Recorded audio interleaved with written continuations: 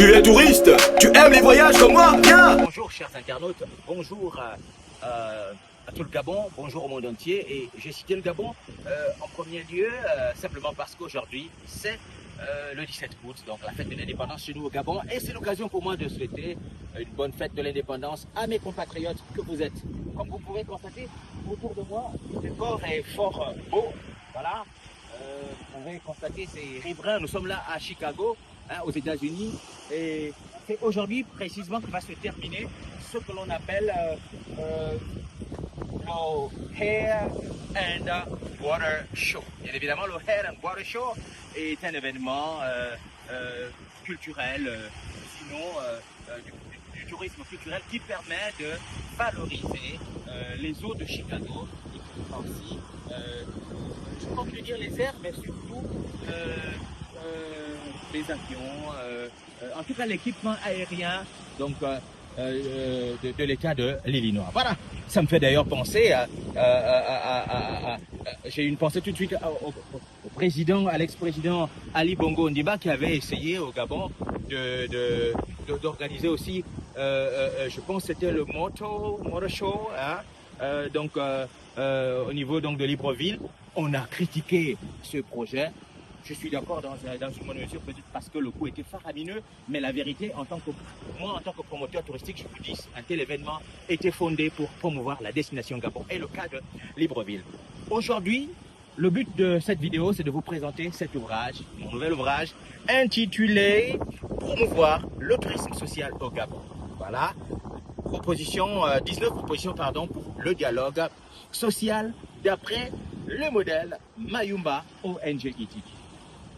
Donc, en tant qu'expert en matière de promotion touristique hein, au Gabon, je voudrais dire que les 19 propositions sont les suivantes. Numéro 1, je propose qu'il faut subventionner, donc quand je parle d'il faut, je parle donc là, je fais l'invite au gouvernement donc gabonais et aux autres et à ses partenaires, donc de promouvoir, de subventionner les activités génératrices de revenus et les associations à caractère touristique communautaire telles que l'ONG ITG, ATG. Voilà. Donc je pense aussi qu'il serait judicieux de créer donc pour ce faire un incubateur touristique pour la promotion des activités génératrices de revenus en matière touristique à l'échelle nationale et surtout dans les villes côtières telles que Mayumba. Car le tourisme côtier est très prisé. Il serait donc une exception. En effet, à moins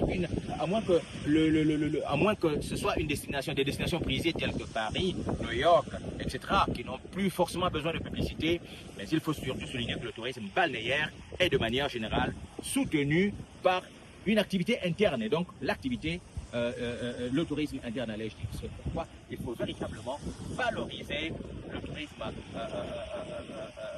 balnéaire pour que le tourisme interne, pour que les uns et les autres aient envie d'aller découvrir Mayumba, Kamba par exemple, entre autres destinations côtières de notre cher pays.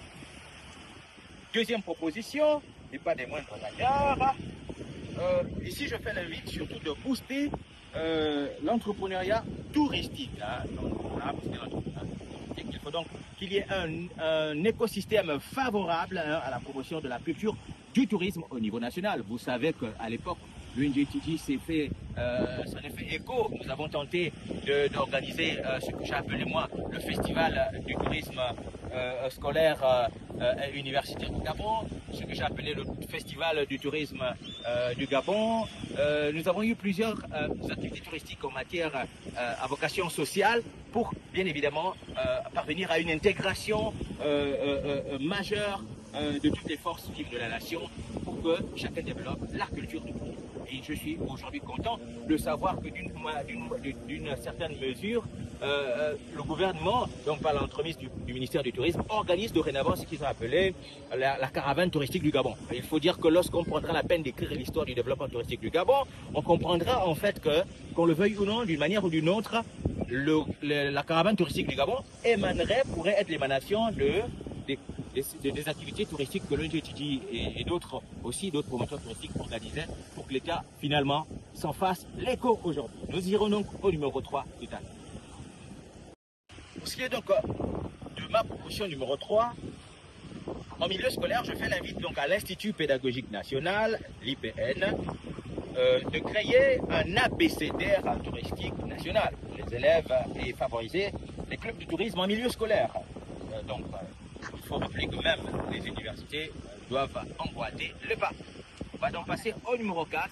Les détails, je fais l'invite d'acheter cet ouvrage, voilà, pour avoir plus de détails et savoir comment finalement mettre en musique tout ça. Numéro 4, c'est mettre en place une stratégie de valorisation et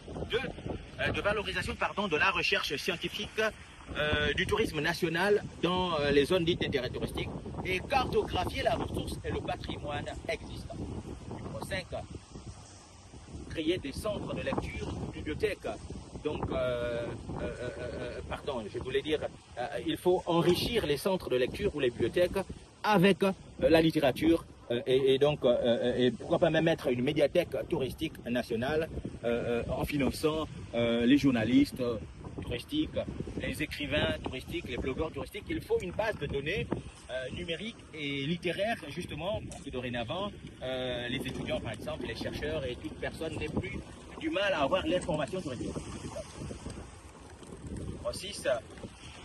La mise en place de la publicité touristique gratuite dans les chaînes publiques. Oui, pour les opérateurs touristiques, c'est clair en fait. Lorsque moi à l'époque, on me demandait de payer, je ne vais pas donner les montants ici dans les chaînes publiques pour promouvoir le festival de tourisme du Gabon ou encore les excursions scolaires et universitaires pour insérer la culture touristique au niveau des établissements scolaires. Je payais moi dans les chaînes publiques du pays. Bien que grâce à certaines personnes, telles que, je vais citer mon grand frère, ce professionnel, ce journaliste professionnel, M. Martial Chibita, qui faisait de son poids pour que la facture ne me soit pas salée au niveau donc de Gabon Télévision par exemple. Okay.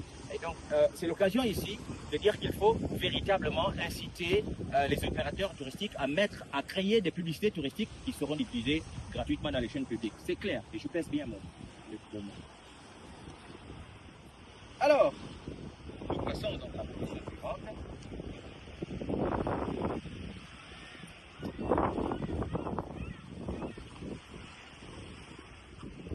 Messieurs et dames, je ne saurais vous égrener toutes les 19 propositions parce que sinon vous n'achèterez plus finalement mon ouvrage. Il faut donc encourager l'artiste, il faut encourager le génie créateur des uns des autres. Et donc, je vais juste vous citer la dernière proposition. Et ensuite, je vais conclure ce programme du jour. Donc, ma dernière proposition... je vais vous citer les deux dernières. Nous sommes là, par exemple, le numéro 18, donc proposition numéro 18 dans mon ouvrage, c'est la création des communes touristiques au Gabon. Oh ben oui, ben voilà. Il faut dire que je fais partie des experts touristiques qui pensent que on ne peut pas gérer toutes les communes du Gabon comme on gérerait, par exemple, je vais dire que n'importe quoi. On ne peut pas gérer Mouila, par exemple, qui n'est pas en zone côtière, sauf si je me trompe, et là, permettez-moi cela. On ne peut pas gérer Mouila comme on gérerait par exemple Port-Gentil. On ne peut pas gérer Port-Gentil comme on gérerait par exemple la commune de Tibanga. Et donc là, il faut effectivement, il faut que le gouvernement puisse identifier les zones dites d'intérêt touristique comme villes et ensuite créer des communes touristiques. Et ces communes doivent être gérées par une expertise de valorisation touristique de ces destinations-là. Voilà, et numéro 19 pour terminer, je cherche tous et surtout mon épouse qui est derrière la caméra, c'est la patrimonialisation des offres touristiques au Gabon. La patrimonialisation. Voilà. Donc ça veut dire quoi? Ça veut dire que l'existant déjà, il faut en faire des patrimoines. Il faut véritablement que les amoureux du tourisme, les amateurs du tourisme, sachent par exemple que dorénavant, vous appelez ça comment? La caravane touristique du Gabon est devenue un rendez-vous annuel, c'est devenu un patrimoine national. La patrimonialisation de l'offre touristique, par exemple, serait aussi, pourquoi pas, par exemple, la gestion dans une expertise, mais véritablement avérée, par exemple, du musée national. On est d'accord? Voilà, donc en fait, pareil pour, par exemple, la maison, le domicile de l'ex-président, du défunt président Léomba, le premier président du Gabon. Je dis donc qu'il faut véritablement créer une sorte de circuit touristique national patrimonial.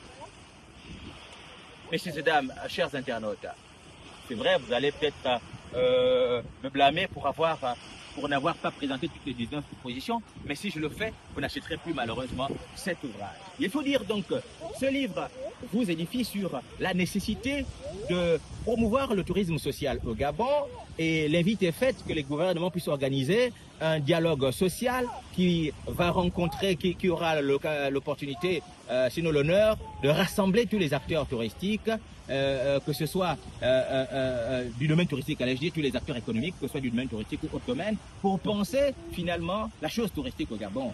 Et donc ce livre vous présente un peu l'écosystème touristique du Gabon de façon générale, mais Mayumba en particulier.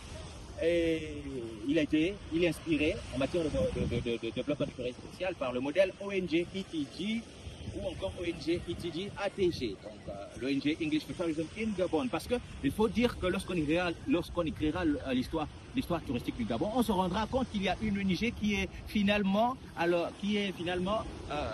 été à l'origine du tourisme social au Gabon, du tourisme communautaire. C'est-à-dire comment inclure les couches les plus défavorisées à aussi découvrir ces zones touristiques, ces beaux endroits du Gabon, sans pourtant que ce ne soit ceux qui ont seulement de l'argent qui le fassent. Et je dis merci encore au président Brice Oligui Nguema qui, par le ministre du Tourisme, ont pris entre guillemets les rênes maintenant d'organiser la caravane touristique que je me battais moi à organiser sous un autre nom au Gabon, à savoir le Festival du tourisme du Gabon. Ça ne veut pas dire que le Festival du tourisme du Gabon, qui était un produit privé, n'existe plus. Non, lorsque les moyens, j'en aurai encore, je relancerai ce produit. Et ce sera donc une valeur, ce sera donc, on va dire quoi, un produit de plus à côté donc des initiatives étatiques. Messieurs et dames, l'honneur fut mien de vous tenir ce propos, de vous avoir présenté cet ouvrage.